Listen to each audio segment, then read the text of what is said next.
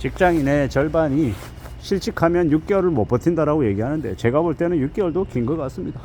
6개월이 어디 있습니까? 한 2달도 못 버티는 것 같은데요. 저도 이제 회사 상황이 어려워서 이제 직원들이 되게 많이 나가는 걸 봤거든요. 600명 중에서 400명 이상이 이 순식간에 이렇게 나가는 걸 보면서 많은 생각들이 들었습니다. 그들이 상당수 왜 그렇게 갑자기 그만둬야 됐나라고 이렇게 물으면 뭐라고 얘기했었냐면, 나는 그냥 다음 달 월급이 안 들어오면 생활이 안 된다. 무슨 얘기냐? 한 달 월급 밀려도 그냥 이제 꼬꾸라질 수밖에 없는 되게 이 답답한 상황이었다라는 겁니다. 그래서 부득불 그만둘 수밖에 없었다. 뭐 실업급여를 받아야 됐다라고 이야기를 했었습니다. 근데 이 언론 뉴스에 직장인 절반이 회사 그만두면 6개월을 못 버틴다라고 얘기하는데, 그 6개월이라고 하는 기간은 제가 볼 때는 좀 다소 길게 잡은 거다라고 생각하는 거죠. 6개월을 버티기는커녕 한두 달 버티기도 어려운 게 지금의 이 대한민국의 직장인들의 모습이다라는 겁니다. 이 대한민국에 사는 사람들의 85%가 통장에 잔고가 1,000만 원이 안 된다고 해요. 되게 빡빡하죠. 그런 상황에 놓여 있는데 어떻게 살아가겠냐라는 겁니다. 한 달, 두 달, 세 달 돈 못 벌면 통장에 있는 돈 꺼집어내서 생활하고 이렇게 할 수 있는 사람들이 그렇게 많지 않더라는 거예요. 그게 현실이라는 걸 우리는 잘 좀 생각해 볼 필요가 있는 것 같습니다. 어떻게든 살아가야 되는데, 안전하게 지낼 각오를 해야 되는데, 참 그게 쉽지 않은 얘기죠.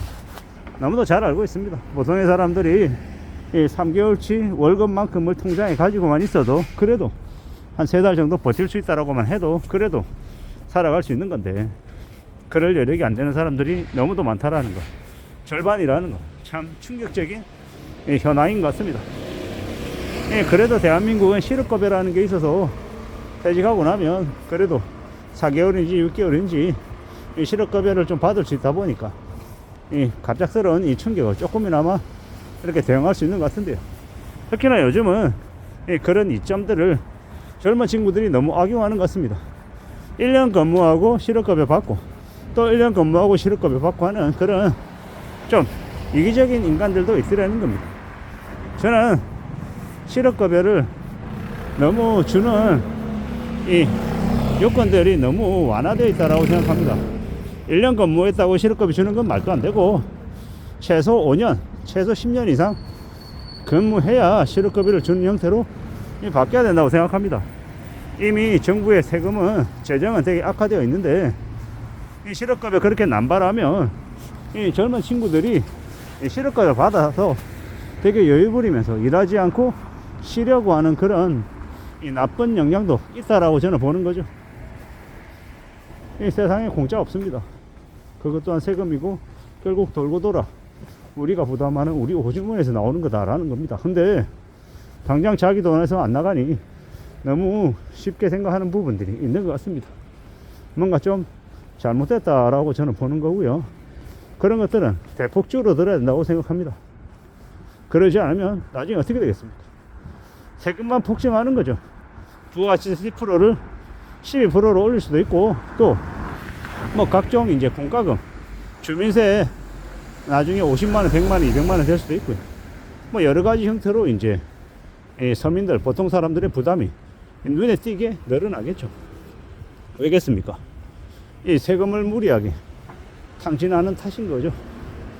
결국 이제 앞으로 우리가 살아가는 세상, 우리가 맞이하는 이 현실 속에서 많은 것들을 아마 느끼게 될 것 같습니다. 쉽고 만만하게 소홀하게 뭔가를 생각하면 그로 인한 이 부담을 크게 느낄 수밖에 없다라는 것. 그래서 더 조심하고 더 유의해야 될 것 같다라는 겁니다. 잘 생각하며 지내야죠. 참 살아가는 게 소홀하지 않다라는 걸 더더욱더 뼈저리게 느끼고 있는 중입니다. 직장인의 절반이 실직하고 나면 6개월을 버티기 어렵다라는 뉴스가 나오는 이유는 뭐겠습니까? 이 윤석열 계엄령, 탄핵, 뭐 이슈 이런 것들 때문에 더욱더 우리네 삶이 힘들어지고 있다라는 거, 쉽지 않다라는 거. 그리고 그 때문에 실직, 그러니까 회사로부터 퇴직하는 그런 이 우려, 불안, 두려움에 놓여 있는 이들이 적지 않다라는 이야기인 것 같습니다. 저도 마찬가지고요. 저는 되려 지금 제가 실직한다 안 한다 보다 더 상위의 개념인 회사가 망할지 아닐지 불안하기 때문에 저는 또 다른 의미의 이제 고민을 하고 있는 겁니다.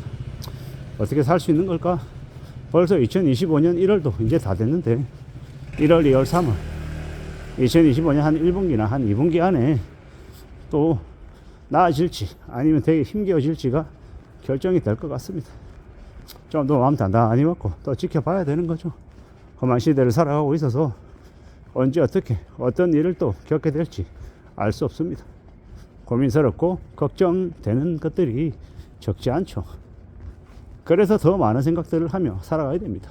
어떻게 대응하며 살지, 그래서 어떻게 움직일지, 뭐 여러 가지들을 고민하고 여러 가지들을 대비할 필요가 있겠다라는 겁니다. 2025년 1월이 이제 얼마 안 남지 않았습니다.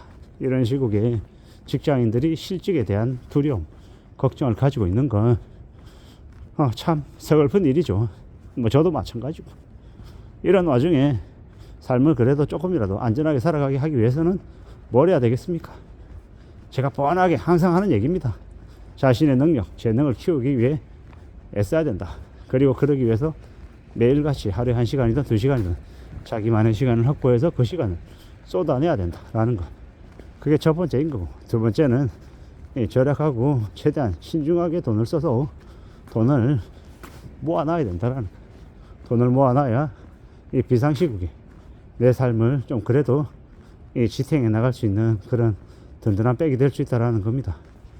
그리고 세 번째는 부지런히 다른 사람들이 어떻게 생활하고 있는지 관심 가지고 안테나 세우고 이 정보도 수집하고 얘기도 들어가며 이 세상의 흐름을 파악해 놓을 필요가 있다라는 것.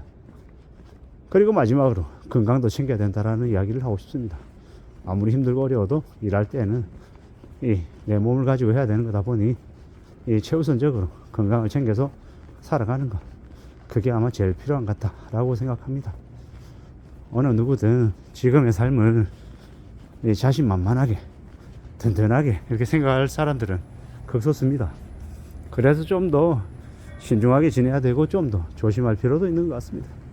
누가 뭐라 해도 삶을 좀 잘 이끌어 나가기 위해서 심사숙고하고 신중하게 행동하고 조급해하지 않고 내 호주머니에서 돈이 나오면 그 돈은 내게 아닌 남에게 될 수 있다라는 걸 인정하고 살아가야 되겠다라는 겁니다. 참 많은 생각, 많은 고민들이 들죠. 이런 와중에 또 우리는 무던히 차근차근 살아가기 위해서 또 각오도 해야 되는 것 같습니다. 잘 챙겨 나가보자고요. 무던히 말입니다. 이상입니다.